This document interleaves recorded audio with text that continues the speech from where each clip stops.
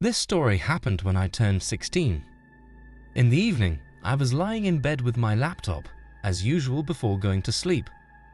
At that time, I thought I was an invincible teenager and could do whatever I wanted. That's why I decided to wander around the Darknet. It wasn't my first time there, to be exact. I had been checking it out for 2 weeks straight.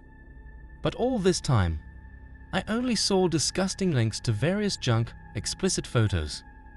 I got tired of it, and that night I decided to try and delve deeper. Roaming the Darknet, I stumbled upon such silly links like selling nails or selling air breath by Michael Jackson.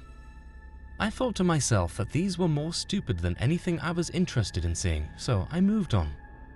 I saw links like, does someone need a 4-year-old boy? Or does someone need a female mannequin? I laughed at the last offer and continued deeper.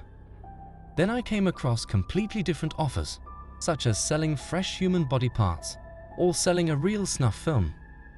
And eventually, I stumbled upon a link that said, do not open this link, otherwise. For some time, I just sat and stared at the screen, and guess what I eventually did? Right, I clicked on the link. When I did, my laptop glitched. It turned off for a second, then turned back on with the same ominous link. I didn't understand what was going on and clicked on it again. The same story repeated. I didn't get it again and clicked on the link a third time. After that, the screen went black and a message appeared in the center. I told you not to open the link. I thought it was just a bot, and someone was trying to scare me. I didn't click anything for about 5 minutes, waiting for something to happen on its own. But nothing happened. After sitting for a couple more minutes, I closed the laptop, put it on the nightstand, and went downstairs to get a drink. While I was enjoying fresh juice, I heard my younger sister walking in her room, which is right above the kitchen. But she usually sleeps by this time. I didn't think much of it, returned to my room, got into bed, and reopened the laptop. To wake it from sleep mode, I gently moved the mouse, and that's when it all started. The screen looked normal, but inside, I felt something was off. In the center of the screen, a message appeared again. Don't ignore me. I thought it was the bot again and clicked the cross to close the chat. But the message returned, got thirsty, did you? At that moment, I got seriously scared, as my parents were away relaxing with friends, and I was supposed to look after my little sister. I replied in the chat, do you see me? And the person immediately replied, no need to write. You can talk. I hear you. I was dumbfounded and involuntarily uttered aloud, oh God. And immediately, the person in the chat replied, God has nothing to do with this. I quickly put on my home clothes and without taking my eyes off the monitor, which now showed a photo of my sleeping sister, I ran to her room and saw that she was asleep and the window was open. I started waking her up. When she woke up, we decided to run out of the house. We were already running down the corridor to the staircase when we heard a noise behind us. In terror, we turned around and saw the door to our parents' bedroom slowly and creakily opening. I yelled, Mom, Dad? And at that moment, I received a text from a foreign number. No, but if you want, I can be your dad. When I looked from the monitor to the corridor, I saw that the door to the parents' room was wide open, and a tall man in black stood there, smiling at us. Fear paralyzed me.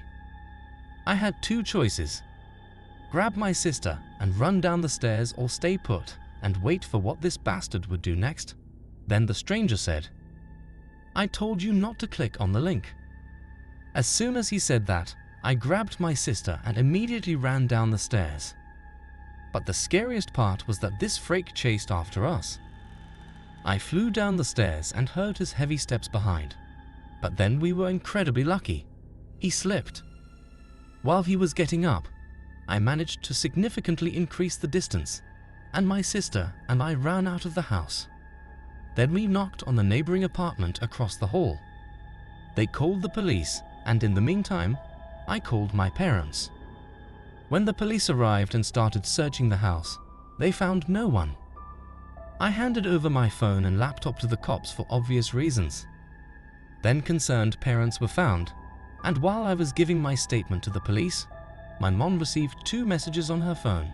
"Your daughter looks delicious," and "I asked you not to click on the link." To date, the man has never been found, and I am finally done with my adventures on the Darknet.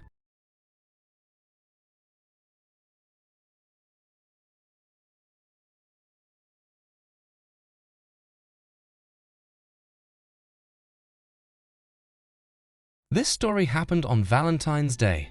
That's when my girlfriend broke up with me. The situation was made worse by the fact that she lived across the street from me. Drowning in bitterness and in a foul mood, I decided to browse the deep web. I went into the discussion section and left a post. In it, I wrote my ex-girlfriend's address and added a note. "Come here if you want to have some fun." I sat there for a couple of minutes. No one responded. I walked away from the laptop and decided to pop into the store. When I came back, I went back to discussions and saw that there were several replies under my post. I opened the thread with them and was thoroughly shocked. All 27 responses were from the same user, who kept asking, "Are you home?" Apparently, he thought that I was the one living at that address.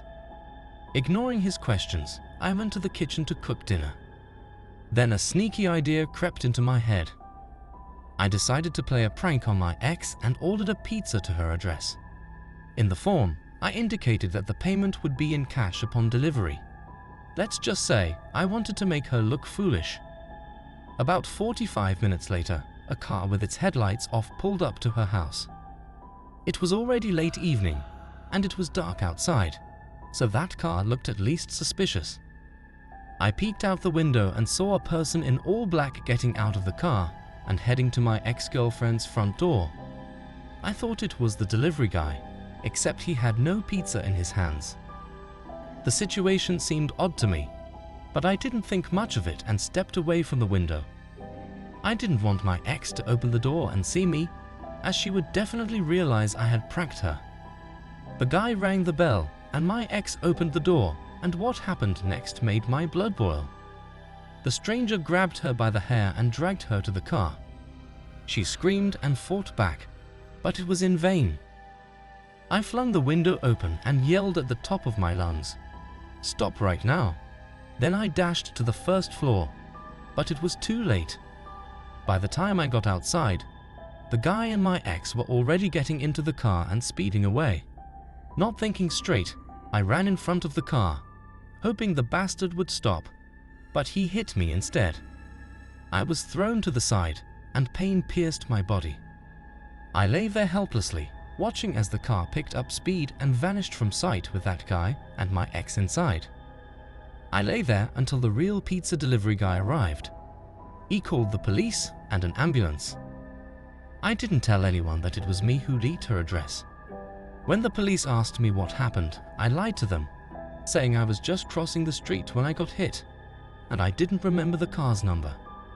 Since then, no one has seen my ex, and I've stayed away from the deep web. Honestly, I initially wanted to tell what happened, but I was afraid something bad might happen to me too. Why? I'll tell you. After the incident, I spent a week in the hospital, then returned home. My laptop had long been dead. I plugged it in, and the screen opened right on my thread in the deep web. There was one new message, dated that unfortunate day. It read, "Thank you."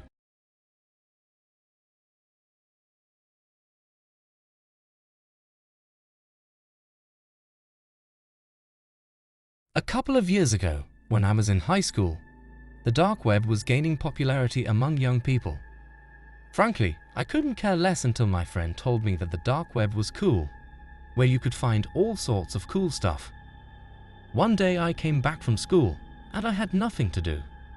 A classic situation for a typical school slacker, which was me. Anyway, I decided to go on the dark web. Opening the Tor browser, I called my friend and invited him over. After all, He was more experienced in this matter, and I asked him, let's say, to guide me. When my friend arrived, we went up to my room and started clicking on links, delving deeper and deeper into the depths of the dark web. We saw a bunch of listings for drugs, weapons, and other boring stuff. Then suddenly, a chat bubble appeared on the side of the screen with a link and a message, "Check this out." We clicked on the link. At first, the screen slowly darkened, and then a pleasant picture of some building appeared on it. Soon we realized that it wasn't just a picture, but a live feed from a camera. A piece of paper with the words "Want to be amazed" appeared in front of the lens. It was strange that the person on the other side of the monitor remained silent and didn't type anything in the chat, but simply handed over the paper. We stared at the screen in bewilderment for a couple of seconds, then replied yes. After that, the camera abruptly started moving towards the building, and we recognized it. It was one of the abandoned buildings in our neighborhood. Then the guy shoved a piece of paper with "LOL" written on it into the lens. We got nervous. After that, the person entered a creepy dark room. The camera stopped in front of a locked door, and the lens pressed close to it because the person carrying the camera was obviously opening the door.